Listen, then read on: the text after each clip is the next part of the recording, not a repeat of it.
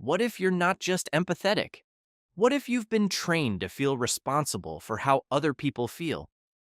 What if that constant awareness, that tension in your body, that need to fix things is not just who you are, but something you learned a long time ago?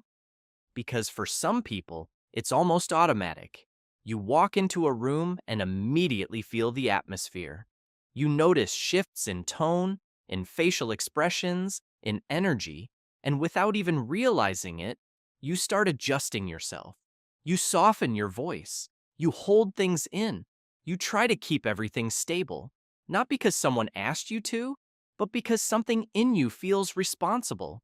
Responsible for how others feel, responsible for keeping the peace, responsible for not making things worse. And over time, that responsibility starts to feel like part of your personality, like this is just who you are. An empathetic person, a sensitive person, someone who cares deeply. But what if it's not just empathy? What if it's something your system learned to do to stay safe? Because in certain environments, being attuned to others isn't optional. It's necessary, especially as a child, when you're dependent on the people around you. A child doesn't just learn through words, they learn through tone, through tension, through what is felt, but not said. And if the emotional environment is unpredictable, if a parent is overwhelmed, emotionally unavailable, or easily triggered, a child adapts, not by thinking it through, but by feeling it, sensing what's needed, reading between the lines, trying to stay one step ahead, because staying connected means staying safe. And slowly, without even realizing it, you start to track other people's emotions. You learn to notice the smallest shifts. You learn when to speak and when not to. You learn how to adjust yourself to avoid disconnection. And that doesn't feel like survival, it just becomes normal. Until later, when you're older, and that same pattern is still running. Now it shows up in your relationships. You overthink how someone might feel. You feel responsible when someone is upset. You struggle to set boundaries. You feel guilty for saying no. You take on things that were never yours to carry. And even when nothing is wrong, your body stays alert, scanning, adjusting, anticipating, not because something is actually happening, but because your system learned that this is what keeps you safe. And sometimes, it goes even deeper. You don't just feel responsible for emotions, you start feeling responsible for people, for their comfort, their reactions, their well-being. And if something shifts, if someone pulls away, if someone feels off, you feel it as something you need to fix, even if it has nothing to do with you. And that can be confusing, because on the surface, it looks like empathy, but underneath, it's often something else. It's a learned sense of responsibility, built in moments where you had to stay attuned, to stay connected. And when you've lived like that for long enough, it stops feeling like something you learned. It starts to feel like who you are. But there's a difference between feeling with someone and feeling responsible for them. Empathy allows connection, but responsibility creates pressure. And if you've learned early in life that other people's emotions somehow depended on you, that line becomes very blurry. You don't just notice how someone feels, you feel like you have to fix it, to soften it, to carry it, to make it better, not because anyone is asking you to, but because something inside you feels like it's your role. And often, that role didn't start in adulthood. It started much earlier, in environments where emotions weren't stable, where a parent was overwhelmed, sad, stressed, or emotionally unavailable. And as a child, you adapted, not by stepping away, but by stepping in. You became more aware, more sensitive, more tuned in.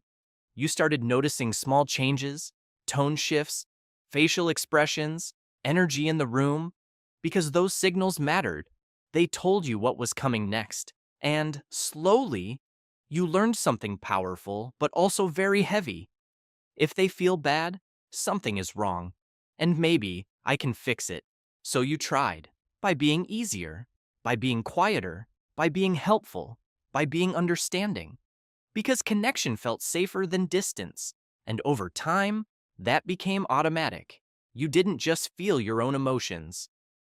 You started carrying other people's too. And now, as an adult, it shows up in ways that feel almost invisible. You walk into a room and immediately scan how everyone feels. You adjust your tone, your energy, your words without even thinking about it. Someone feels off, and you feel it in your own body. Someone is upset, and you can't relax until it's resolved. And if it's not resolved, you carry it with you, even when it's not yours. And that's where it becomes exhausting. Because you're not just living your life, you're managing emotional environments constantly, quietly, automatically. And the difficult part is, it can feel like kindness, like care, like empathy, but underneath it, there's often tension. Because it's not fully free. It's not just, I feel with you, it's, I feel responsible for how you feel. And those are not the same.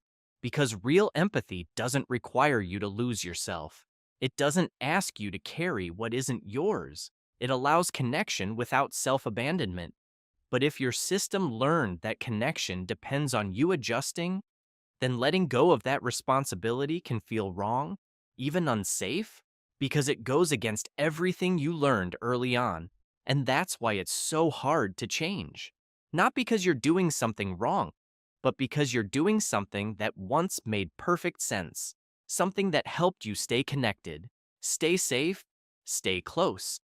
But now, it might be costing you something. Your energy, your boundaries, your sense of self. And maybe the shift isn't about becoming less empathetic, but about becoming more aware of what is yours and what isn't.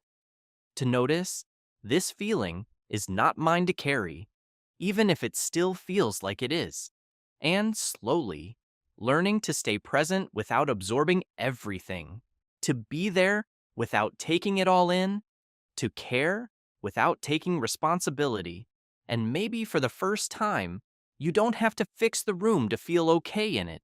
You don't have to change yourself to keep others comfortable. You don't have to carry what was never yours. And maybe that's where something shifts.